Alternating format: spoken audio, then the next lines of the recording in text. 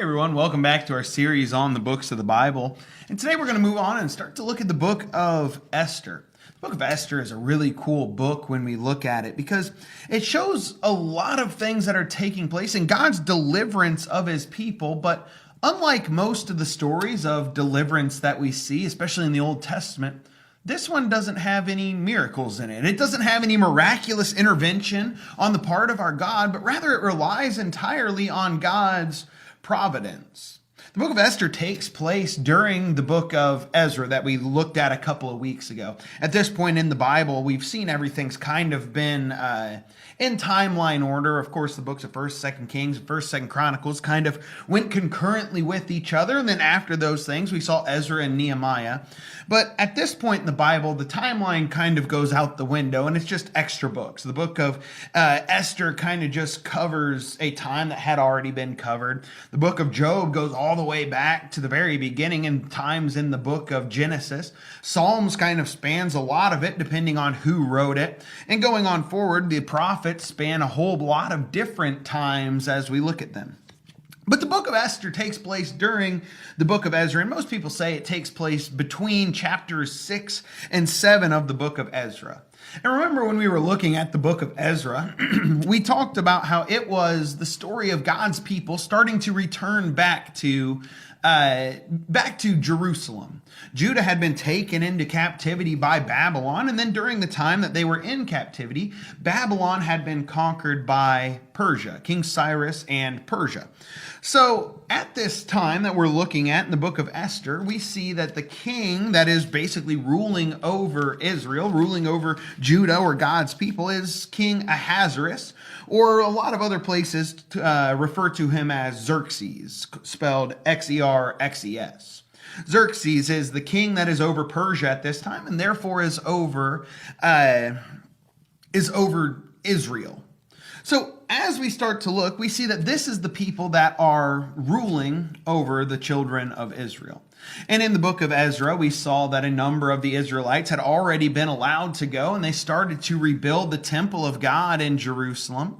As we move forward in the next little while after the book of Esther, we're going to see that Ezra is allowed to return and to restore the law to Israel. And then ultimately in Nehemiah, they're going to go back and rebuild the wall. So the book of Esther falls right in the middle of the carrying out of the captivity, the return to Jerusalem.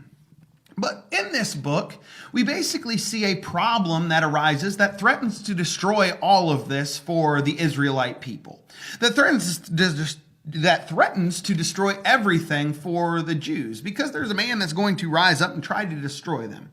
But as we open on this book, we see that King Ahasuerus, or Xerxes, is searching for a new queen.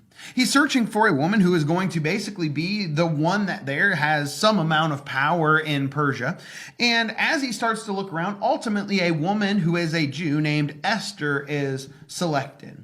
As we look at Esther, we learn that this is a woman who has no mother or father, but rather she was raised by her uncle, a man named Mordecai. And as time goes on, we see in chapter 2 that Esther is ultimately selected to be the queen over Persia. And in chapter 3, we're introduced to both the villain of this story and the major problem that is going to go on for the Israelite people. In chapter 3, we start to see that a man named Haman rises up. And he becomes very powerful in Persia, in the land that is conquered and the land that is ruled by Persia, and basically is second in command to the king, or so it seems. He's more powerful and greater than all the other princes that are there. And as he travels around through the land, people stand up and they bow down before him. They pay homage to this man, Haman, as he walks around. But Mordecai, who we already said is Esther, the queen's uncle, refuses to do so. He is a Jew and therefore refuses to give homage, to worship anyone that is not God. Now, when Haman sees this, he becomes very angry. He becomes angry that someone is not willing to stand up and to pay homage, to worship him, to give him this praise that he feels he is due. And because of this, he becomes very angry and he decides that he's going to kill not just Mordecai, but he wants to wipe out all of Mordecai's people, which of course are the Jews. Now, one thing that's important to note is that up to this point, Esther, I keep saying Ezra, but Esther has not told King Ahasuerus that she is a Jew. She doesn't give him any background of her people, who her father is, or who she was raised by, which is Mordecai. So he doesn't know this. But what Haman does is he goes to the king and he says, look, in your kingdom, there is a group of people who refuse to obey your commandments. There's a group of people who have their own laws, that do their own things, and he is talking about the Jews. And he says, I want to go and I want to punish these people. I want to correct them effectively.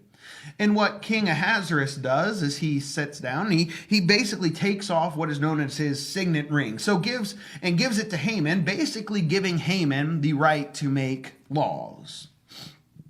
At this time, Haman goes in and he makes a law that states that anyone that does not bow down, that any of the people of the Jews basically are going to be put to death. They're going to be punished because of the people that they are. And ultimately, Haman is trying to wipe out God's people. Now, as we move into chapter 4, we see that there has to be a change in these things. It starts out and it says, when Mordecai hears about these things, Esther's uncle, when he hears about these things, he starts to mourn. He sits in sackcloth and ashes, and him and most of the Jews that are living there in Persia start to do this same thing. They're mourning, they're fasting, they're hoping for whatever can happen to basically spare their lives. And he sends to Esther, and Esther goes to him to try and find out why he is upset. And he tells her about this decree that has been made and basically pleads with her. Is there anything that you can do? Is there anything that you can do to bring our people back, to put us back in the good graces of the king? Because remember, Esther has a pretty good amount of pull with the king. So Esther, after weighing the options, eventually agrees. Now, this is not something that is as simple as just walking into your husband or your wife and asking a question. For Esther, there were some serious consequences if she did something that was wrong. And basically, no one was allowed to just walk into the chamber of the king uninvited. So for Esther to go in uninvited was basically a roll of the dice for her. She could have been put to death for doing this, but ultimately when she goes in, the king extends his scepter to her. She goes up and touches it. And this is basically the king showing her his good graces, accepting her and allowing her to come in to speak. And King Ahasuerus says to her, what do you want? I will give you anything up to half of the kingdom. And Esther says, I want you and Haman to come to a banquet with me. So she goes and Haman comes and they both sit down at a banquet with Esther. And during the time of Haman, while he has this reign, he has gone and he has built a gallows effectively to try to put Mordecai to death. He's done all of these things in trying to kill the Israelite people. But now when the king and Haman sit down with Esther for a feast, the king again asks Esther, what can I do for you? What do you want from me? And Esther basically lays it out before him. She tells him, look, there is a man who is trying to kill my people. There's a man who is trying to put to death my entire family. And the king says, who is it? What can I do about this? And at this time, Esther says, it is this wicked Haman who sits across the table from us. At this time, the king is very angry, and ultimately there are going to be a number of things that happen. Haman is going to be put to death on the gallows that he had made for Mordecai. Haman's entire rule, the things that he was in charge of, are ultimately going to be given to Mordecai. Mordecai is going to basically become the right-hand man to King Ahasuerus. And beyond this, Esther goes and she asks of the king, can you get rid of the decree that Haman has made?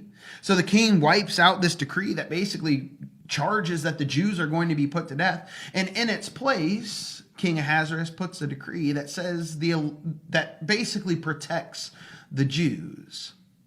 Throughout this story, it is an amazing story of a person stepping up in a time of need. It's an amazing story of God, through his providence, through no miraculous means, protecting his people by the people that he has put in place. There's one final verse that I want us to leave with, and I think it's probably the most recognizable verse in the book of Esther. And this is Esther chapter 4 and verse 14. Esther has sent and has talked to Mordecai, and Mordecai is now sending back to Esther. And in verse 14, he says, "For if you remain completely silent at this time, relief and deliverance will arise for the Jews from another place. But you and your father's house will perish. Yet who knows whether you have come to the kingdom for such a time as this." I believe that phrase there at the end of verse 14 wraps up the book of Esther. For who knows, maybe you have come to the kingdom for such a time as this. We understand the reason why Esther was placed in the kingdom, why she was chosen as queen. And ultimately we see God working through natural means, God working through his providence to put Esther in a place where she is able to have pull, where she is able to affect her people and ultimately to save them. When we look at this as Christians, we have to understand that God also works today in his providence. He no longer works in miraculous means, but he works in natural ways around us. There may be opportunities, there may be times when we are placed into a position for such a time to help the furtherance of the gospel, to help the spreading of the word of God, to bring more souls to Christ. We need to take the opportunities that are set before us to do the things which are right, to do that which is good in the sight of God, because who knows, maybe we are put in this position for just a time as this. The book of Esther has a lot more that you can go into. There's some parts that we had to skip over for the sake of time, but ultimately it is a book that shows God's care for his people, his providence, and really is a story of someone stepping up while they are in a time of need. I hope this has given us a desire to go and to study the book of Esther a little bit more. I hope you will dive into it and learn more about the way that God worked among his people while they were in captivity. But that's all that we have for today. Next week, we're going to move on and we're going to look at the book of Job. So hopefully you'll be able to join us then. Thank you all very much.